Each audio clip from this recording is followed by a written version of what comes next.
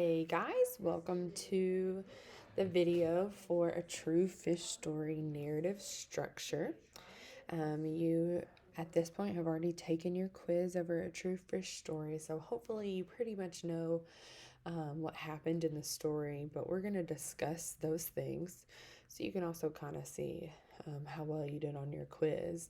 But also, I'm going to review some of the ways that you should be telling a story and what they used in the true fish story.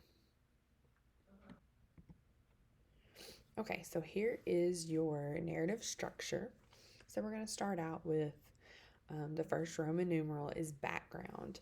So you have typically you have an opening phrase, but in this story they didn't have one, and they went straight to relevant background.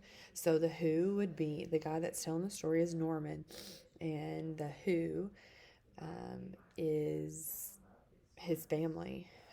He talks about his family, the who, when, where, what happened before. He talks about his family enjoying going camping and fishing. And obviously, the who is his family.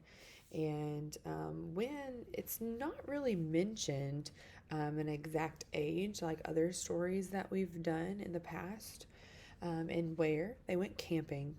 And also what happened before isn't mentioned in this story. So this is a outline, but obviously if that's not a part of the story, I would for sure never want you to make up any facts. So if there isn't, when you're telling a story, if some of these who, what, when, where, what happened before, or an opening phrase, if that's not there, then that's fine. But this is where you want to put those things if you do have them for your story. Then we have the body. Roman numeral number 2 is body. And this is when the story gets really good. This is the main meat of the story. So remember, you always have a transition in between different parts of the structure. So this transition that was used, the guy telling the story says, in the past, I was 8 years old and my brother was 6. So that was his transition into the body. He signed in past, me, old 8, my brother, old 6. So then he starts to tell what happened. Norman, his dad, and his brothers went camping and they set up 2 tents.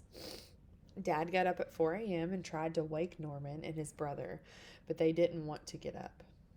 He went out to fish by himself, and Norman and his brother finally woke up at 10 a.m. They got dressed and brought boiled eggs to the lake to eat. The pieces of the eggshells that they threw into the lake attracted pretty good sized fish. The brothers got a string and a hook and caught 5 nice sized fish. Back at camp, they waited for 1 hour for their dad to return. And when he did, he said he got only 2 small fish. When the dad saw what they caught, he got pretty mad and went back to his tent to sleep. So that is your body. And then we move on to the conclusion, Roman numeral number 3. And this transition into the conclusion was just a pause. There really wasn't any signing involved, just a slight pause. And then we go on to the comment, what was learned and what has happened since. What was learned is you obviously don't have to get up at 4 a.m. because it doesn't matter whether you get bigger fish or smaller fish or more fish at 4 a.m. And the best time is to get up at 10 a.m. And that's what he learned from that experience. So hopefully you enjoyed the story and you did well on your quiz. And I hope you have a great rest of the day.